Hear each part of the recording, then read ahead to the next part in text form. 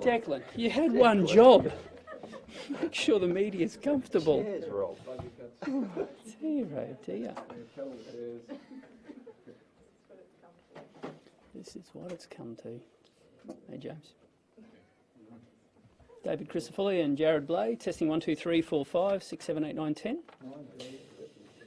The LNP is today calling on the state government to outline the depths of the forensic lab DNA debacle and outline a pathway out of this mess. For open court to be told of potentially over 1,800 false statements in 1,200 cases shows just the tip of the iceberg of how damaging this poor service delivery has been to justice in Queensland. Today, the opposition can also reveal that victims are yet to be contacted as part of this process. Months down the track, after putting themselves through one of the most harrowing experiences someone can go through, to not even be contacted shows everything you need to know about a process that is running off the rails. Today, we are calling on the state government to outline just how bad this process is, how deep it runs, and what is the pathway out of this to ensure victims get the justice they deserve and to ensure Queenslanders have faith in the justice system. That's how significant this truly is. From the start, this has been something we have prosecuted despite the government attempting to stonewall. We first raised this in 2021 in the Parliament. We raised this throughout 2022. We listened to people who bravely told their stories, Queenslanders who had lost loved ones caught up in this mess, and the government repeatedly said there was nothing to see here. This month marks 1 month. I'll start that again. This month marks 1 year since the Health Minister said our calls for an inquiry were pure politics. Pure politics when all we were doing was reflecting the views of the community, demanding the blowtorch be put over this. The government didn't have their heart in calling a Royal Commission, and they certainly don't have their heart in trying to drive the change that's needed, give victims a voice and fix this mess. And today they have to come out and explain what is the pathway forward through this mess. Finally, why does this matter? It matters because there are potentially innocent people who have been denied justice. It matters because there are potentially guilty people walking free. It matters because victims bravely came forward for testing in some of the most horrendously compromising situations. It matters because people bravely stepped up to tell their stories to drive change. It matters because the government has a duty to ensure that at the heart of a fine justice system is the systems in place to get people the justice they deserve. Jared. Well, thank you, David. Good morning. Jared Blay, Deputy Leader of the Opposition. Well, the significance of this forensic lab bungle cannot be overrated or overstated. This is a huge issue that we've not seen the likes of in the justice system before. It has rocked to the core the justice system. And the Attorney-General, Shannon Fentiman, is nowhere to be seen on this matter. As I said, this issue has rocked the justice system to its absolute core. We have thousands of cases that are potentially impacted and delayed by these DNA bungles. Something, as the Leader of the Opposition said, we have been talking about since 2021, when we first raised it with our Shadow Attorney-General in the Parliament, and then all through 22. Arvette Darth just said we were playing pure politics. She obviously wasn't talking to the Justice Department. She wasn't talking to the experts in the field. She obviously wasn't talking to the victims. And now we see today up to 10,000 potential, 10,000 delays of tests. Think of the impact this has on the justice system. We certainly are, but it's clearly the case that the Attorney-General, Shannon Fentiman, is not. We have seen no leadership from the Palaszczuk government. We've seen no leadership from Anastasia Palaszczuk herself. We've seen no leadership from the Attorney-General on this issue. It begs the question, has the Attorney-General explained to Queenslanders, has the Attorney-General explained to the media how this is impacting the justice system? She would be getting briefs every single day of the week on this, and she has remained silent. She has not fronted up to the cameras and explained how big this is under her watch. But as we know with Shannon Fentiman, she leaves a trail of destruction everywhere she goes. They moved her from child safety. We saw kids dying under her watch in the Department of Child Safety. And now she's the Attorney-General who is overseeing one of the biggest issues that I have ever seen in the justice system. And she's silent on it. She's not answering questions. She's not explaining to victims. She's not explaining the 10,000 tests that are there that have to be tested and delayed in the system. For goodness sake, they've had to call in experts at a federal level from the federal government to assist them. Have they not planned over the last 12 months? Have they not read the recommendations from Walter Sofronoff? What have they been doing? What's the Attorney-General been doing? What's the Health Minister been doing? What's the Premier been doing? They have woken up today and realised it's still an issue, so now we have to get a bit of federal assistance and experts federally. Why have they not been planning this for 12 months? They knew that there would come a time with the justice system rocked to its core, as I said, that there's going to be a backlog. And they haven't done enough to address the backlog. As I said, Shannon Fentiman leaves a trail of destruction in every portfolio that she goes, and this is no difference. So she should be fronting the media today. Shannon Fentiman, Queensland's Attorney-General, should be fronting the media and explaining to Queenslanders, explaining to potential victims, why she hasn't said anything about this, why she hasn't expressed her plan to fix it, why she hasn't explained the delays, why she hasn't explained why they're only now getting experts in the field to assist the Queensland state government. How many cases are impacted? Is it more or less than what Walter Sofronoff said? She has remained silent on it. Her priorities in this area are all wrong. Thanks, David. Thanks, Jared. David, you said some victims are yet to be contacted. Where is that information? The opposition has been contacted by whistleblowers who have said they're yet to be contacted. And we are asking the government to make sure the processes are in place for them to be able to do that. And there's whether that be via the website, whether that be via ringing and listening to people who have taken the time to tell their stories, but one way or another, this can't go on.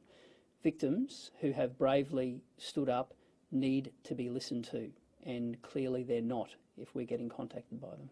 Is this victims who have come forward to that hotline or those channels, or just anyone who might have been impacted? No, the one I'm referring to is exactly that situation. So they are they're waiting for what, retesting, or what's the situation? They're waiting for clarification of where their matter is, and without going into the specific of the case I'm referring to, it involves a young woman who is alleged to have been the victim of rape. David, on another issue, there are reports about the so-called sleeper chokehold that's used by police. What's the opposition's position on that, and would you support the use of it? Well, it's all very, very messy. The whole thing, the way that this has been handled, appears very, very messy. And the last thing that Queenslanders want to see in the middle of the biggest crime crisis this state's ever had is to have police officers second-guessing what they can and can't do. And that's probably a fair and reasonable position for an officer to say. When something gets put in and then knee-jerk removed, we were told there was advice and then we were told there wasn't advice. It just seems like there's a complete void of calm, considered decision-making. In its place is chaos and crisis. And the last thing you need when officers are dealing with the biggest crime crisis they've seen is police having to second-guess their actions. And that is what the result of this will be.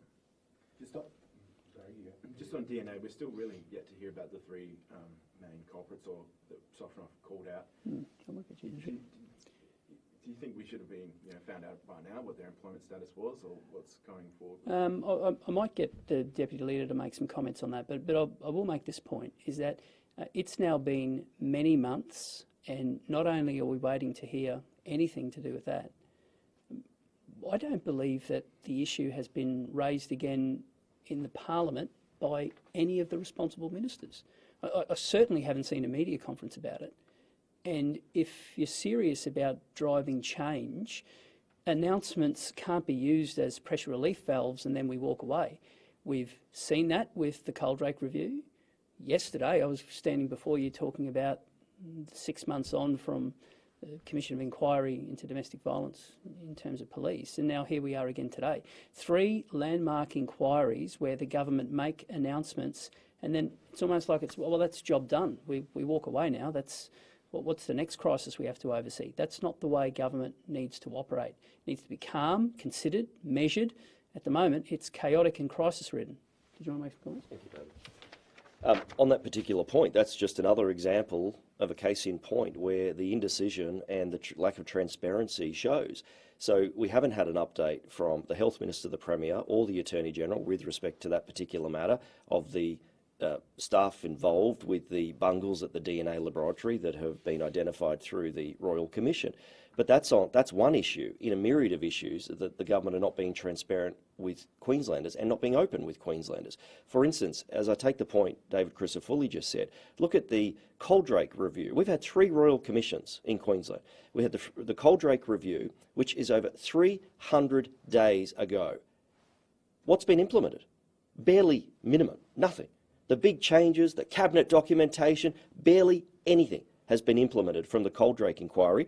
Then, of course, we had the DV, Royal Commission for the DV Police, the way police handle the DV victims.